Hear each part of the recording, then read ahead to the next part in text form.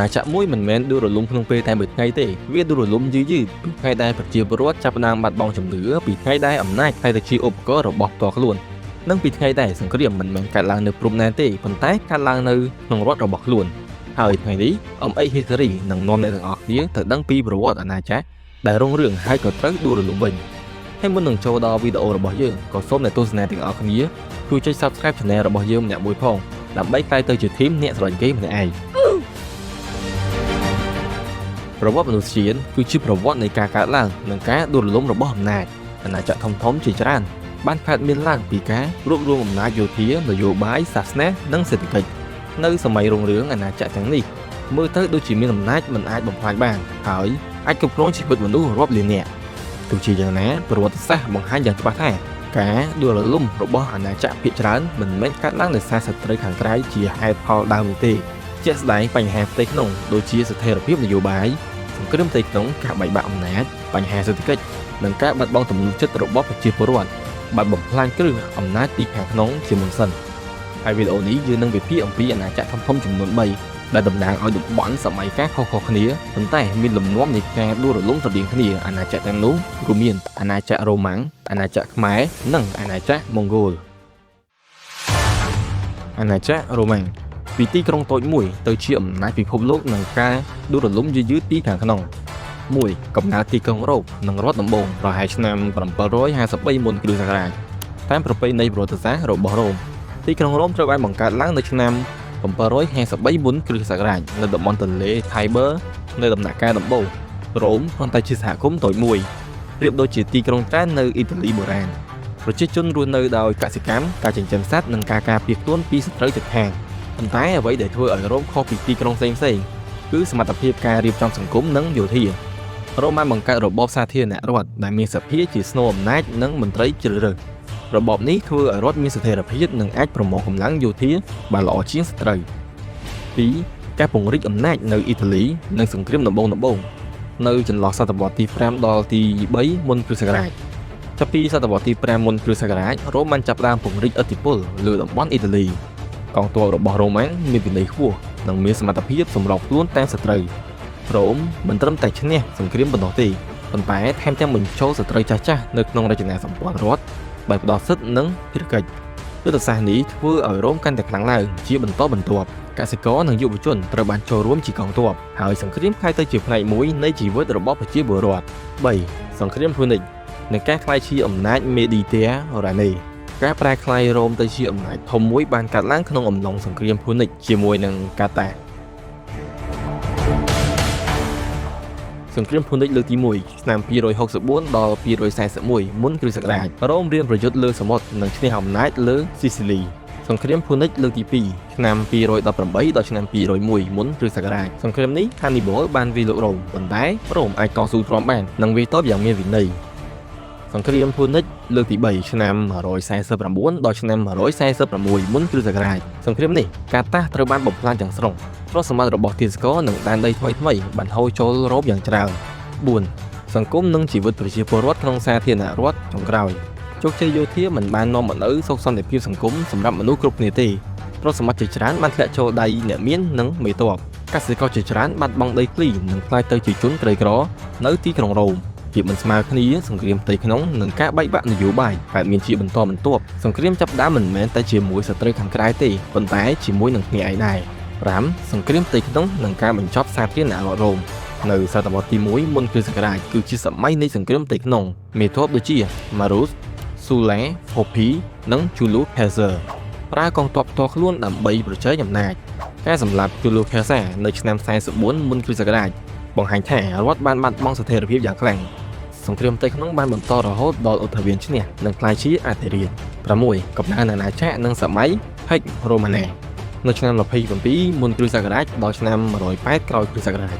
នៅឆ្នាំ27មុនគ្រិស្តសករាជអូតាវីនត្រូវបានប្រកាសជាអធិរាជជាការចាប់ផ្ដើមនៃអំណាចរ៉ូម៉ាំងសម័យ Pax Romana គឺជាពេលវេលាដ៏រុងរឿងបំផុតមានពាណិជ្ជកម្មជាច្រើនទីក្រុងធំៗរីកចម្រើនប្រជាពលរដ្ឋរស់នៅក្រោមច្បាប់ច្បាស់លាស់ហើយអាណាចក្ររ៉ូមពេលនោះមើលទៅដូចជាមានអំណាចមិនអាចដួលរលំបានទេ7ការខ្សោយផ្ទៃក្នុងនិងវិបត្តិអំណាចចាប់ពីសតវត្សទី3ក្រោយគ្រិស្តសករាជរ៉ូមចាប់ផ្ដើមធ្លាក់ចុះ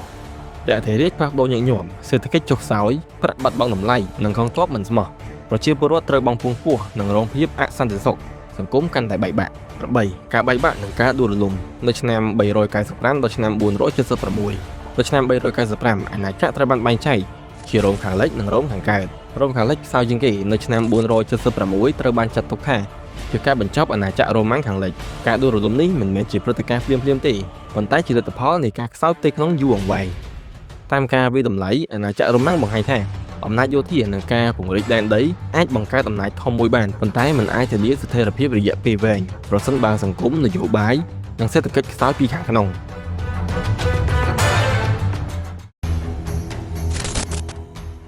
ឥឡូវយើងចូលទៅដឹងពីអាណាចក្រខ្មែរអង្គរវិញម្ដង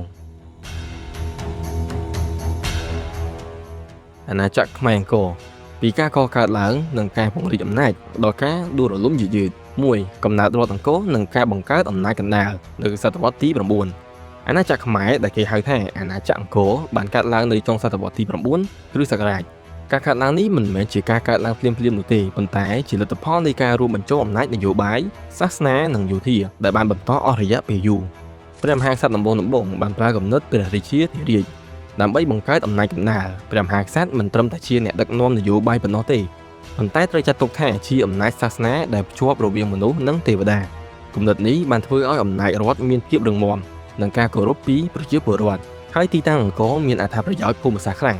ងដោយស្ថិតនៅតំបន់ដែលអាចគ្រប់គ្រងទឹកបាននេះជាមូលហេតុសំខាន់សម្រាប់ការអភិវឌ្ឍកសិកម្មនិងការបង្កើតប្រព័ន្ធទឹកដ៏ធំសម្បើម2ប្រព័ន្ធទឹកនិងមូលដ្ឋានសេដ្ឋកិច្ចអំណាចអង្គរមិនអាចបំបែកចេញពីប្រព័ន្ធធារាសាស្ត្របានឡើយអាងទឹកឬបារាយណ៍ប្រឡាយនិងទំនប់ត្រូវបានកសាងឡើងដើម្បីរក្សាទឹកសម្រាប់រដូវប្រាំងនិងបញ្ចេញទឹកពេលរដូវវស្សាប្រព័ន្ធនេះអាចអនុញ្ញាតឲ្យអង្គរអាចដាំស្រូវបានច្រើនដងក្នុងមួយឆ្នាំការផលិតស្រូវច្រើនបង្កើតអំណាចសេដ្ឋកិច្ចដែលអាចគ្រប់គ្រងកងទ័ពនិងកសាងប្រាសាទធំៗនៅសម័យរុងរឿងប្រជាពលរដ្ឋភាគច្រើនរស់នៅជាកសិករពួកគេបង់ពន្ធជាស្រូវឬកម្លាំងពលកម្មដើម្បីគ្រប់គ្រងរដ្ឋទោះបីជាជីវិតមិនសុខសួរដោយមនុស្សជាន់ខ្ពស់ក៏ដោយក៏ប្រព័ន្ធទឹកធ្វើឲ្យមានស្ថិរភាពអាហារនិងកាត់បន្ថយហានិភ័យអត់ឃ្លាន3ការពង្រីកអំណាចនិងសង្គ្រាមតំបន់សតវត្សទី10ដល់ទី12ចាប់ពីសតវត្សទី10អង្គរចាប់ផ្ដើមពង្រីកឥទ្ធិពលទៅលើតំបន់ជិតខាងកងទ័ពខ្មែរត្រូវបានប្រើដើម្បីគ្រប់គ្រងដែនដីនិងផ្លូវពាណិជ្ជកម្មសំខាន់ៗសង្គ្រាមជាមួយអាណាចក្រចម្ប៉ាគឺជាសង្គ្រាមដែលកើតមានជាញឹកញាប់ការប៉ះទង្គិចទាំងនេះមិនមែនជាសង្គ្រាម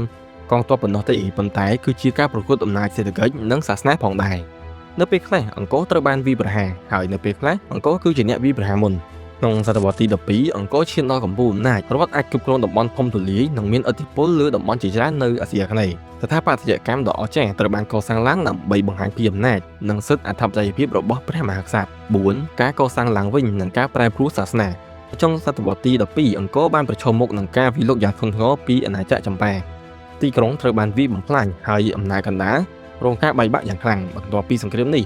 អង្គរត្រូវបានកសាងឡើងវិញរដ្ឋបានផ្លាស់ប្ដូរទិសនយោបាយសាសនានិងដោតលើសាសនាព្រះពុទ្ធការកសាងប្រាសាទនិងមន្ទីរពេទ្យបានបង្ហាញពីការផ្លាស់ប្ដូរទស្សនៈអំណាចនិងការបង្ហាញអំណាចកងទ័ពទៅការថែរក្សាប្រជាពលរដ្ឋទោះជាយ៉ាងណាការកសាងឡើងវិញនេះត្រូវការទុននិងកម្លាំងពលកម្មយ៉ាងច្រើនដែលបានដាក់បន្ទុកធ្ងន់ធ្ងរលើសេដ្ឋកិច្ចនិងប្រជាពលរដ្ឋ5ការខ្សោយផ្ទៃក្នុងនិងការប្រែប្រួលសេដ្ឋកិច្ច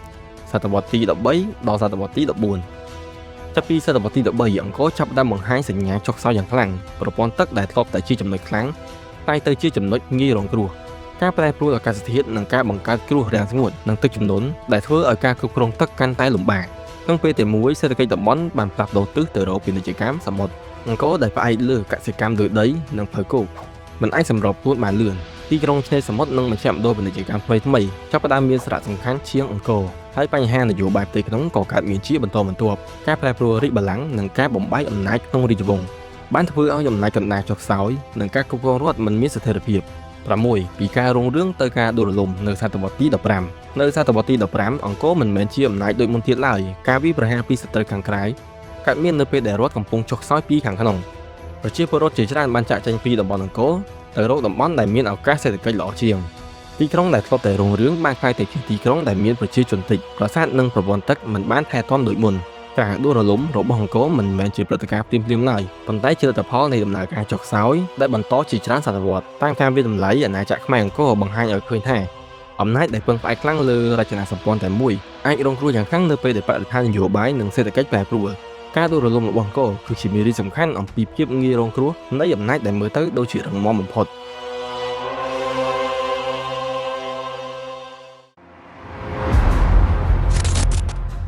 ឥឡូវយើងទៅដឹងពីអាណាចក្រម៉ុងហ្គោលវិញម្ដង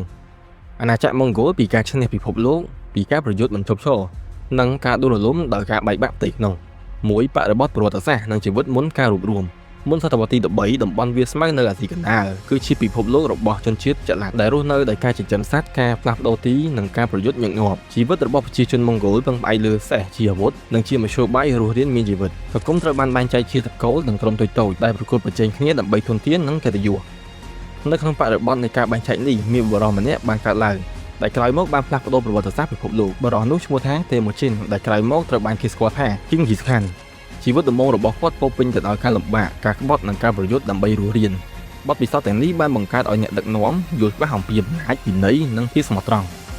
2. ការរួបរวมវាស្មៅនិងកំណើតអាណាចក្រម៉ុងហ្គោលប្រហែលឆ្នាំ1206 នៅឆ្នាំ1206 គ្រិស្តសករាជតេម៉ូជីនត្រូវបានប្រកាសជាជីងហ្គីសខាននៅកិច្ចប្រជុំធំមួយព្រឹត្តិការណ៍នេះត្រូវបានចាត់ទុកថាជាចំណុចកំណើតនៃអាណាចក្រម៉ុងហ្គោលការរួបរวมនេះមិនមែនកើតឡើងដោយសន្តិភាពទេប៉ុន្តែដោយសង្គ្រាមការបំផ្លាញនិងការបង្ខំឲ្យគោរពវិន័យជីងហ្គីសខានបានកែប្រែរចនាសម្ព័ន្ធសង្គមចល័តដោយបំបែកការបែងចែកតាមវង្សត្រកូល